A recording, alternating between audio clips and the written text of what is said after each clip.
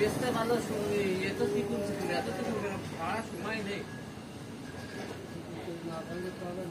কি হয়ে যাবে না ওই দেখালাম না বুঝি না মুড়ি ফেলে করে ফেলে দিতে লাম্বা যেরকম লাম্বা গাছ বুঝছেন ওইরকম লাম্বা করে আরে মারে কাটা রাখবে না এই জায়গা চলার দরকার নেই ওই জায়গা চলে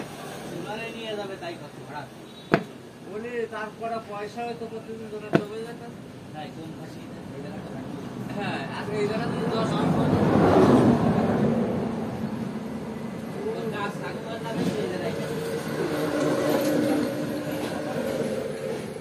এই তো ঘুমাই যাবে